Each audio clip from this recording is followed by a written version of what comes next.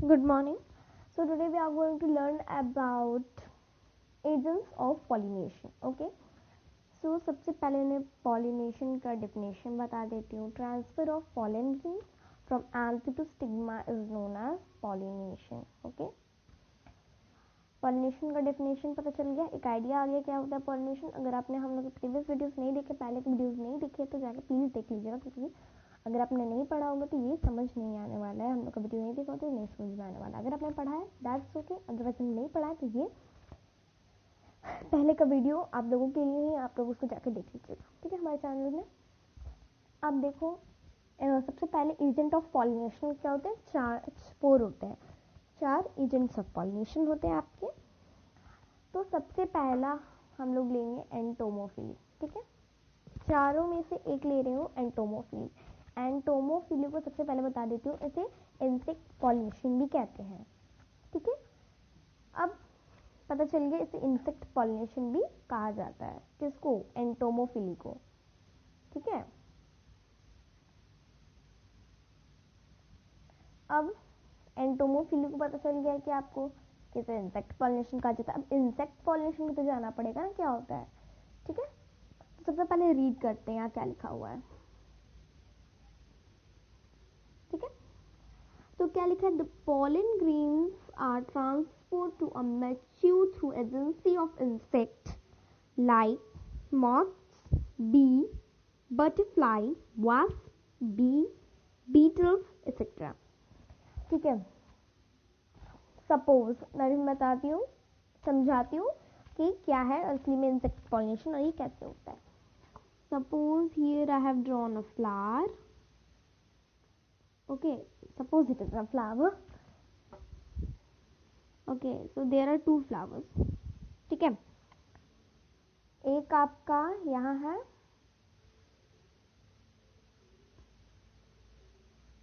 एक सेकेंड, एक सपोज आपका एक यहाँ है और एक ये वाला फ्लावर है. ठीक है, जहाँ भी बी आके बैठी हुई है. ठीक है, तो यहाँ बी आके बैठी हुई है और जैसे ही अभी ये बी बैठी है, ये क्या करेगी? फ्लावर के ऊपर तो बिना कोई मतलब के तो जाएगी नहीं. वो वहाँ नेक्टर लेने जाती है, जिससे वो अपने हनीकॉम्ब में, ठीक है, छत्ते में बोलते हैं, वहाँ जाके अपना हनी बनाती है. तो यहाँ से नेक्टर लेती है फूल में से. तो जैसे ही ये इसमें से नेक्टर लेगी तो इसके जो पैर होंगे, लेग्स होंगे, उसमें जो होगा ना, उसमें पॉलन ग्रेन चिपक जाएंगे. ठीक है, पॉलन ग्रेन्स डस्टी पार्टिकल्स होता है, बताया था, जो एंथर में होता है और इसके बैक पे या फिर विंग्स पे चिपक जाएगा. ठीक है, तो जैसे ही वो सब चिपक जाएगा उसके ऊपर, वो नेक्टर ले ली. अब उसको दूसरे फ्लावर पे भी जाना है. अब वो दूसरे फ्लावर पे जाएगी तो जो भी उसके बैक पे या फिर उसके लेग्स पे जो भी पॉलन ग्रेन्स होंगे वो दूसरे फ्लावर में ड्रॉप हो जाएंगे, गिर जाएंगे. तो जैसे इस पे आई, इस फ्लावर में आई, तो फिर इस फ्लावर में वो गिर जाएगा और वहाँ पॉलन ग्रेन पॉलिनेशन मेरा मतलब हो जाएगा. ठीक है, इतना समझ में आया? इसी को कहते हैं, कुछ ज़्यादा स्ट्रेस लेने की जरूरत नहीं है, इसी को कहते हैं बस एंटोमोफिली और इंसेक्ट पॉलिनेशन. फिर से दिमाग लगाओ, एक फ्लावर है, एक फ्लावर में आके बी आके बैठेगी. एक दिमाग में पिक्चराइज करो, फ्लावर है, फ्लावर पे बी आके बैठी, पॉलन ग्रेन्स थे, पॉलन उसके पैर पे, पीठ पे, कहीं भी चिपक गए और फिर वो जो चिपका हुआ बी के ऊपर जितना भी डस्टी पार्टिकल्स या पॉलन ग्रेन जो है वो चिपका है, वो जाके दूसरे फ्लावर में जाके बैठेगी और जैसे ही उसमें बैठेगी तो सारे पॉलन ग्रेन्स गिर जाएंगे. तो इसे कह देंगे आप पॉलिनेशन, इंसेक्ट पॉलिनेशन मेरा मतलब, और एंटोमोफिली. ठीक है, सेम है. ठीक है, तो अब इसको करता कौन कौन सा टाइप का इंसेक्ट है तो देख लो. मॉथ्स भी एक बी की तरह ही होता है. ठीक है, moths, butterflies, wasp, bee, beetle etcetera. Means small small creatures करते हैं, इंसेक्ट्स करते हैं. Okay okay, now let's see the characteristics और क्या क्या इसमें होना चाहिए तभी उस पर आके बी बैठी या फिर कोई और इंसेक्ट. ठीक है, वो कैरेक्टरिस्टिक हम लोग देखते हैं. ठीक है, first is written they are showy or brightly colored. Okay, तो जो भी फ्लावर होगा, यहाँ ही फ्लावर देख लो, या मैंने जो पिक्चर डाला है यहाँ, यही फ्लावर देख लो कितना ब्राइट कलर का है, कितना रेडिश है, कितना सुंदर लग रहा है देखने में। तो वो बहुत ज़्यादा शोई होगा, वो प्लांट बहुत ज़्यादा कलरफुल होगा, ब्राइट होगा, जिससे इंसेक्ट उसके तरफ अट्रैक्ट होगा और वही फ्लावर पे आके बैठेगा। ठीक है, तो ये ज़रूरी है कि वो जो फ्लावर होगा, ठीक है, जिस पे इंसेक्ट बैठेगा वो कलरफुल होने चाहिए। ठीक है, तो हम लोगों ने एक क्लियर कर लिया। अब सेकंड वाला देखते हैं। ठीक है, सेकंड वाला देखते हैं। Most insect pollinated flower have landing platform। ज़्यादा से ज़्यादा जो भी इंसेक्ट्स होते हैं उन्हें एक लैंडिंग प्लेटफॉर्म मिलता है। ठीक है, ये भी क्लियर हो गया। अब third, the pollen grains are spiny, heavy, surrounded by yellow oil sticky substances called pollen sticky। Okay, जो pollen grain होगा वो हल्का हैवी होगा, येलो कलर का होगा, थोड़ा ऑयली रहेगा, थोड़ा स्टिकी रहेगा। अगर स्टिकी नहीं रहेगा तो वो उसके बैक पे या फिर उसके हैंड्स पे चिपकेगा कैसे? ठीक है, तो थोड़ा स्टिकी रहना चाहिए। ठीक है, एक और पता चल गया। अब अगला देखो, फोर्थ पॉइंट, सॉरी थर्ड हमने अभी क्लियर किया। फोर्थ देखो, स्टिग्मा और ऑफेंट इंसर्टेड ऑन स्टिकी। जो स्टिग्मा होता है वो स्टिकी होता है। ठीक है, जो स्टिग्मा होगा वो स्टिकी, जो स्टिग्मा होगा वो स्टिकी होना चाहिए। ठीक है,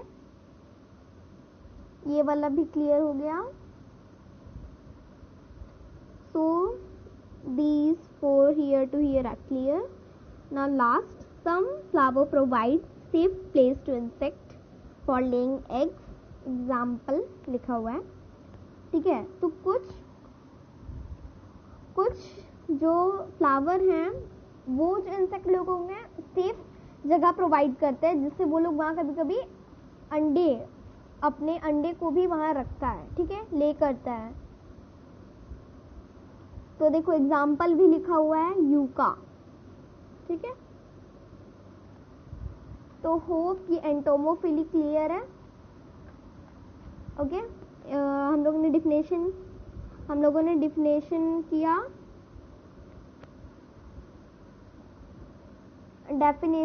हम लोगों ने। ठीक है, और फिर हम लोगों ने कैरेक्टरिस्टिक्स भी किया, जितना भी हम लोगों ने किया। ठीक है, कैरेक्टरिस्टिक भी, सारे कैरेक्टरिस्टिक्स क्लियर कर लिए हैं हम। एंटोमोफिली का डिफिनेशन भी क्लियर किया है। ठीक है, तो कैरेक्टरिस्टिक्स किया तो सारा के सारा कैरेक्टरिस्टिक्स क्लियर है, फिर से एक्सप्लेन करने की जरूरत नहीं होगी। देखो पहले बताया कि जो फ्लावर होंगे वो शोई होंगे, कलरफुल होंगे, और जो इंसेक्ट होगा फ्लावर पे उस पर लैंडिंग प्लेटफॉर्म होना चाहिए उसको सेफली। ओके, फिर जो उसका स्टिग्मा होंगे वो स्टिकी होगा, सॉरी जो भी पॉलन ग्रेन्स होंगे वो थोड़े ऑयली और स्टिकी होंगे, जिससे उसके लेग्स, बैक्स और विंग्स पे चिपक सके जो पॉलन ग्रेन्स एसेट्रा। ठीक है, तो अब हम लोग अगला एजेंट ऑफ पॉलिनेशन पढ़ेंगे। तो let's see what is it. Sorry, या so now let's study anemophily. This is second agent of pollination. Okay, this is second one, anemophily. Okay, this process is also known as agency of wind. ये agent of wind है। इसका जैसे उसका agency क्या था, इसका agent क्या था, एनीमोफिली का इंसेक्ट था। तो अब इसका क्या है, एंटोमोफिली का था, इंसेक्ट था, सच लाइक बीज, बटरफ्लाइज, वॉस्प। ठीक है, तो अब इसका क्या है, एनीमोफिली का एजेंसी क्या है, उसका विंड है। ओके, ये विंड के थ्रू होता है, और इससे पहले वाला जो देखा था वो इंसेक्ट के थ्रू होता है। ठीक है, वेट, तो देखो एनीमोफिली बताइए ये विंड के थ्रू होता है। ठीक है, यहाँ देखो कुछ दिया है, ये ग्रेन है, ठीक है, ये पॉलन ग्रेन्स है, उड़ के जाएगा, ये विंड के थ्रू होता है, ठीक है। तो देखो डायग्राम के थ्रू, ये क्या है, ये पॉलन ग्रेन्स होते हैं, इसमें भी पॉलन ग्रेन्स होते हैं, ठीक है। तो suppose here is also a plant, ठीक है।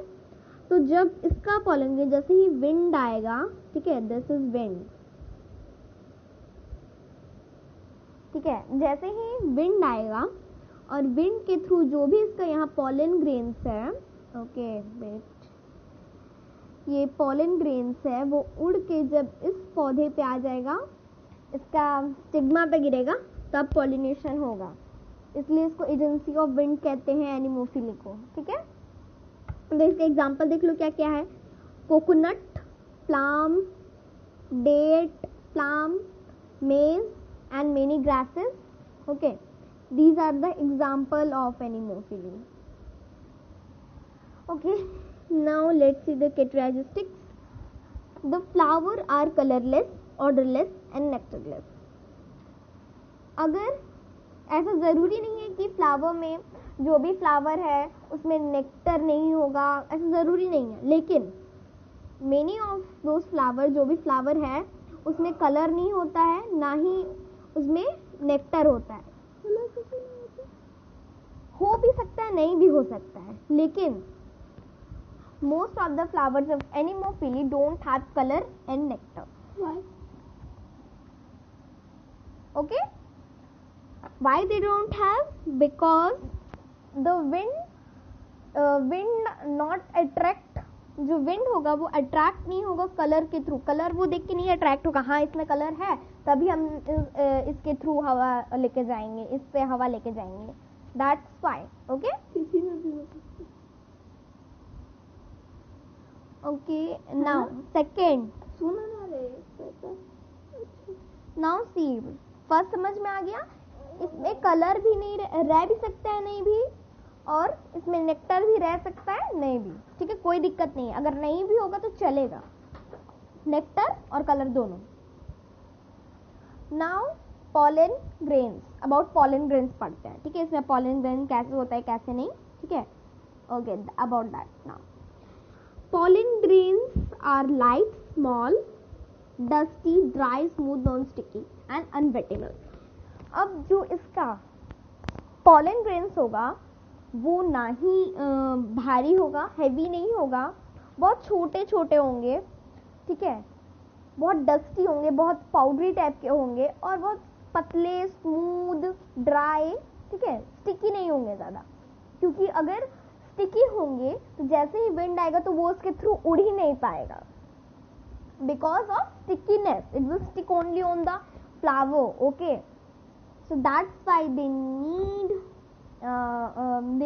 the purpose, means I would say like, sorry, it is the characterization, ये होना ही चाहिए. अब जो pollen grains होंगे वो लाइट होने चाहिए, स्मॉल भी होने चाहिए, और डस्टी भी होने चाहिए, और ड्राई और स्मूथ, नॉन स्टिकी, अनवेटेबल भी होने चाहिए, जल्दी गीला ना हो सके.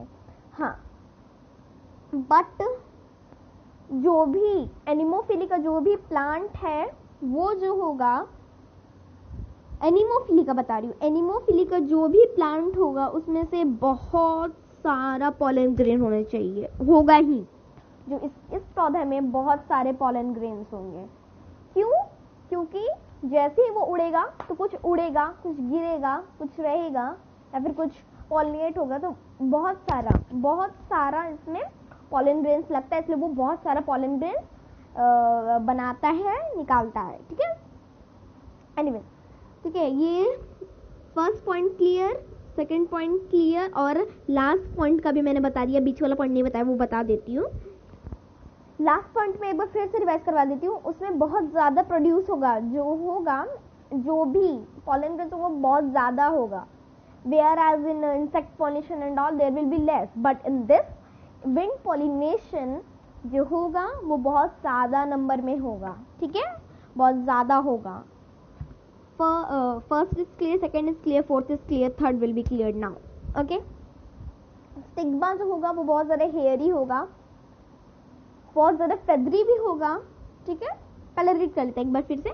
स्टिग्मा इज हेयरी, फेदरी और branch to the catch the wind borne pollen twins. Okay, जो स्टिग्मा का भी तो कुछ होगा, शर्तें होंगी कुछ। ठीक है, तो स्टिग्मा की क्या शर्त है, वो होना चाहिए हेयरी, पूरी फेदरी होनी चाहिए, और जो भी जैसे ही कोई भी पॉलन ग्रेन आए तो वो उसको कैच कर ले, ऐसा होना चाहिए। ठीक है, ओके। तो एक बार फिर से सब कुछ टोटल रिवाइज करवा दे रही हूँ। Let's change the colour now. सबसे पहले फिर से रिवाइज करवा दे रही हूँ, कोई दिक्कत नहीं होनी चाहिए इसीलिए।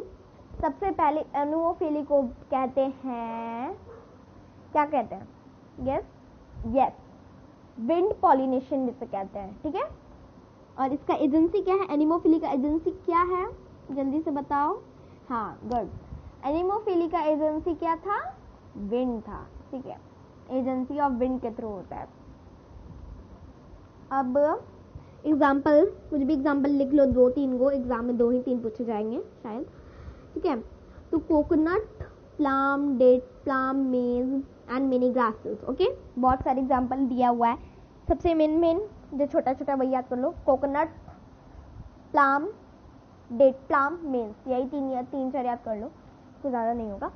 ठीक है, तो बताया क्या क्या कैरेक्टरिस्टिक होने चाहिए, जैसे उसमें कलर नहीं भी रहेगा तो चलेगा, फिर नेक्टर भी नहीं होगा तो चलेगा, वैसे ही वैसे। ठीक है, लाइट होने चाहिए इसके पॉलन ग्रेन्स की जो शर्तें हैं वो भी तो मंजूर करनी पड़ेगी।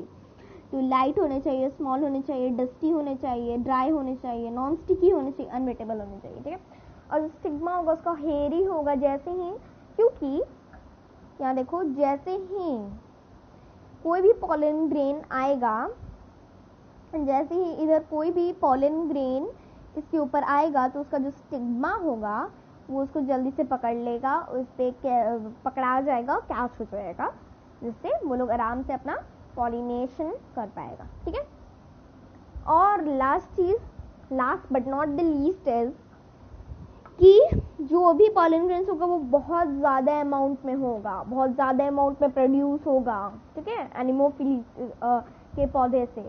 ठीक है, so this second is also clear. First we have cleared entomophily, then we have cleared here anemophily. Now let's clear our next topic. Let's see what is next. Okay, so by mistake name is not written. Okay, so it is hydrophily. Okay, it is hydrophily. तो हाइड्रोफिल क्या होता है, hydro chemistry में पढ़ा है,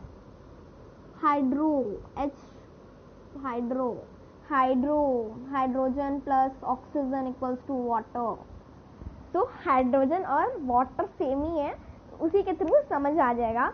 ये इसका क्या है, जो हाइड्रोफिली है उसका एजेंसी क्या है, वाटर। ठीक है, समझ लो एक तरीके से, hydrogen plus oxygen equals to water. Okay, इस तरीके से याद रख सकते हो। ठीक है, तो ये क्या है, हाइड्रोफिली है। ठीक है, इसलिए एच लिख दिया डाउन में। ठीक है, तो ये इसका एजेंसी क्या है, पहले वाला का एनिमोफिली जो था उसका क्या था, विंड, तो इसका क्या है, वाटर है। ठीक है, तो अब ये वाटर से क्या होगा वो भी बताऊंगी, उससे पहले इसके कुछ एग्जाम्पल्स पे ध्यान रख लो। देखो कुछ यहाँ लिखा हुआ है जिसपे सर्किल किया है, जूस्टेरा कुछ लिखा हुआ है वो सब। Okay, and now this is also a pollination, और ये किसके थ्रू होता है, फिर से बता रही हूँ, वाटर के थ्रू होता है। ठीक है, इट्स डन बाय वाटर। तो जो भी ये है ना, ये सब जैसे बहुत सारे प्लांट होते हैं जो भी हाइड्रोफिली के हैं, वो सारे प्लांट्स जो होते हैं ना अंडरग्राउंड होते हैं वाटर के। ठीक है, लेकिन उसका कुछ पार्ट ऊपर भी शायद होता है। ठीक है, तो जैसे ही इसके पॉलन ग्रेन्स जाएंगे वाटर के थ्रू कहीं और जाके किसी और फ्लावर्स पे जाके चिपकेंगे तो वो भी पॉलिनेशन ही होगा। ठीक है, क्या होगा लेकिन वाटर पॉलिनेशन और हाइड्रोफिली, ठीक है। Now let's see, we have seen examples, now see let's their characteristics, okay, characters and all, ठीक है। Nectar are odour are absent, जो नेक्टर होगा उसमें नहीं होगा बच्चों, ठीक है, जो नेक्टर है वो नहीं होगा उसमें, जो पॉलन ग्रेन्स होंगे वो बहुत हल्के होंगे, इसमें भी वो अनवेटेबल होंगे, जल्दी गीले नहीं होंगे। और क्यों जल्दी गीले नहीं होंगे? क्योंकि प्रेजेंस ऑफ, देखो लिखा हुआ है म्यूकिलेज कवर, बिकॉज ऑफ म्यूकिलेज कलर, ठीक है, म्यूकिलेज कवर के कारण वो ड्राई नहीं होते, किसके कारण वो अनवेटेबल रहते? तो म्यूकिलेज कवर, ठीक है। स्पेलिंग देख लो, MUCLIAGE,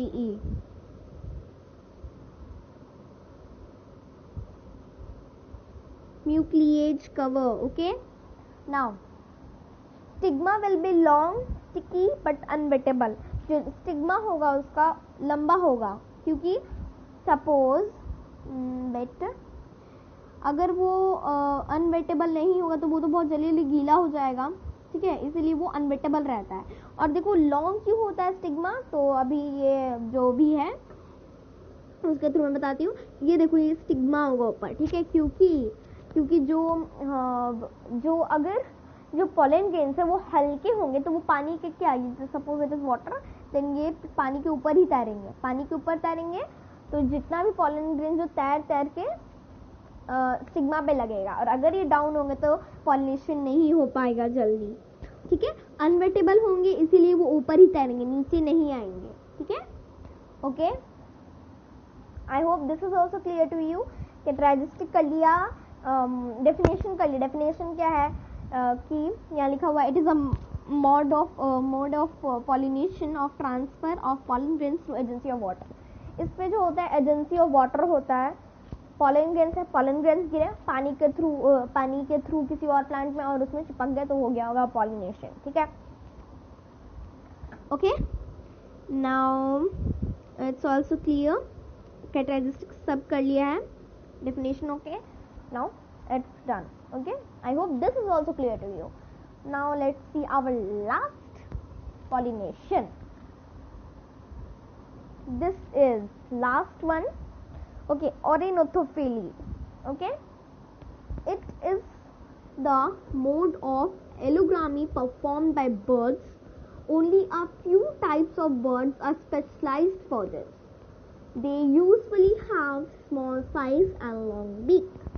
यहाँ बच्चों जल्दी से पिक्चर देखो, पिक्चर पे क्या दिख रहा है कि एक हमिंग बर्ड है, क्या है, एक हमिंग बर्ड है जो अपने बीक के थ्रू, ये फ्लावर है यहाँ,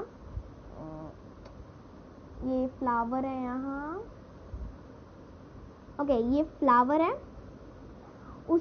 उसके लॉन्ग बीक होता है। इतना तो पता ही होगा कि हमिंग बर्ड जो होती है उसको बहुत लॉन्ग बीक होता है, भले वो स्मॉल बर्ड होती है लेकिन उसकी लॉन्ग बीक्स होते हैं, जिससे वो किसी भी फ्लावर के अंदर अपने जो बीक है आराम से डाल सकती है, ठीक है।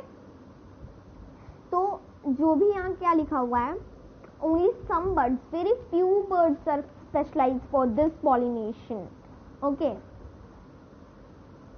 for this ornithophily pollination। और एक चीज़ तो बताना ही भूल गई कि जो इसके मैं बताना भूल गई कि इसका एजेंसी क्या है, सॉरी, इसका एजेंसी है बर्ड, ठीक है, इसका एजेंसी है बर्ड, इसका एजेंसी क्या है तो बर्ड, यहाँ दिख रहा है, चर से समझ में आ ही जा रहा होगा, बर्ड, ठीक है। तो ये भी एक बहुत कम, जो पहले बता रही थी मैं, बहुत कम बर्ड्स होते हैं जो इसके लिए स्पेशलाइज्ड होते हैं, ठीक है, ओके। तो बहुत कम बर्ड्स होते हैं, और वो बर्ड्स इसलिए कम होते हैं क्योंकि उन लोगों का लॉन्ग बीक होना चाहिए, स्मॉल छोटे साइज में होने चाहिए, इसीलिए। तो अब इसका प्रोसेस अच्छे से बता देती हूँ। जैसे एक फ्लावर है, एक फ्लावर के अंदर अपनी ये बीक डालेगी, अपनी चोंच डालेगी उसके अंदर, तो उसके ऊपर क्या होगा, उसके ऊपर जितना भी पॉलन ग्रेन्स होगा उसको चोंच पे गिर जाएगा, और जैसे वहाँ से नेक्टर लेके दूसरे फ्लावर में जाएगी, suppose it is a flower and she will go और he will go to this flower, और जैसे इसका चोंच में जितना भी पॉलन ग्रेन होगा वो उसके ऊपर गिर जाएगा, जिससे वो क्या हो जाएगा, वो ऑरिनोथोफिली हो जाएगा, मतलब बर्ड पॉलिनेशन हो जाएगा। ठीक है, I hope the definition is clear to you. Now the characteristics also will be clear to you. ठीक है, अब ऑरिनोथोफिली फ्लावर आर यूजुअली ब्राइट। देखो अट्रैक्ट करने के लिए है ना, जो फ्लावर होगा ना वो बहुत ब्राइट होगा। जैसे यहाँ मैंने बताया था एंटोमोफिली में जो बी होती है वो अट्रैक्ट होती है थ्रू द कलर्स, शोई होता है, ब्राइट होता है। वैसे ही ये इसमें भी बहुत ब्राइट होना चाहिए, एकदम येलो कलर्ड भी लिखा हुआ है, देखो यहाँ जैसे रेड, ऑरेंज, येलो, ब्लू। यहाँ का गेस करो ये कौन सा कलर है, ये तो लाल है, रेड है। ठीक है, अब देखो the floral parts are commonly leathery. ठीक है, जो फ्लोरल पार्ट्स होंगे वो क्या होंगे, लेदर टाइप के होंगे, थोड़े लेदरी होंगे। ठीक है, first is clear, they the flower will be very colorful, showy, okay, bright। और ठीक है, ये हो गया क्लियर। रेड, ऑरेंज, कौन कौन से कलर के होंगे ये भी पता कर लो, रेड, ऑरेंज, येलो और ब्लू। ठीक है, और जो फ्लोरल पार्ट्स होगा उसका बहुत कॉमन है, उसमें जो भी ऑरिनोफिली का प्लांट है वो बहुत कॉमन है, उसमें लेदरी ही होता है। ठीक है, the ornithophilous flower secretes abundant nectar or have edible parts because अगर इसमें edible parts नहीं होगा, मतलब eatable मतलब खाने लायक। ठीक है, तो अगर इसमें edible parts नहीं होगा तो क्यों वो बर्ड उसकी तरफ आएगा, या फिर इसमें नेक्टर नहीं होगा तो बर्ड उसकी तरफ क्यों आएगा। इसीलिए उस ऑरिनोथोफिलियस फ्लावर होता है उसमें बहुत सारा abundant ऑफ नेक्टर होता है, बहुत सारा नेक्टर होता है, और कुछ कुछ पार्ट उसके एडिबल भी होते हैं। कभी कभी उसमें सेंट नहीं रहता है, स्मेल नहीं रहती है, लेकिन तब भी वो एडिबल होता है उसका पार्ट्स, और उसमें नेक्टर भी होता है। ठीक है, समझ में आ गया। अब देखो एक बार फिर से क्विक रिवीजन करवा दे रही हूँ ऑर्निथोफिली का। ये इसको बर्ड पॉलिनेशन कहते हैं। जैसे ही अपने बीक घुसाएगी नेक्टर लेने के लिए, जितना भी उसके चोंच पे यानी बीक पे जितना भी पॉलन ग्रेन्स होगा वो आके चिपक जाएगा, और जैसे ही वो दूसरा फ्लावर पे जाएगी, जैसे उसका चोंच से सारा बीक से चोंच से जितना भी वहाँ पॉलन ग्रेन्स गिर जाएंगे। ठीक है, डेफिनेशन डन। नाउ कैरेक्टरिस्टिक्स बहुत शोई होंगे, बहुत कलरफुल होंगे, जैसे रेड, येलो, ऑरेंज और ब्लू। उसके जो फ्लोरल पार्ट होंगे वो बहुत लेदरी होंगे। फिर जो भी होगा, जो वो ऑर्निथोफिलियस फ्लावर होगा वो जो होता है वो बहुत सारा एबंडेंट, बहुत सारा एडेबल पार्ट होगा उसमें, और बहुत सारा वाटरी टाइप का नेक्टर होगा, और जो सेंट होगा वो कभी कभी नहीं होता लेकिन कभी कभी हो सकता है। ठीक है, ऑफेन मतलब most of the time, often मतलब most of the time that is absent. Okay friends, I hope all these are clear to you. Ornithophily, hydrophily, anemophily and entomophily all are clear to you, I hope. And if you like this video, please like, subscribe and share, and see our last or videos, then you will be more understanding this. Repeat 1, 2, 3 times you see this video, please उसे 2-3 बार देखें तो आपको अच्छे से एकदम समझ में आ जाएगा। ओके, तो I think our next topic will be of flower is I think it will be fertilization. Pollination के बाद एक प्रोसेस है, उसे फर्टिलाइजेशन कहते हैं। जैसे ही मैं नेक्स्ट वीडियो भेजने से पहले आपको थोड़ा सा फर्टिलाइजेशन के बारे में पढ़ लीजिएगा तो आपको ज़्यादा समझ में आएगा। ठीक है, और हमारे सारे पीछे वाले वीडियोस, बाकी वीडियोस जितने भी वो सब देख लीजिएगा, बहुत अच्छे हैं और आपको बहुत जल्दी समझ में आ जाएगा। ठीक है, तो तब तक के लिए बाय बाय।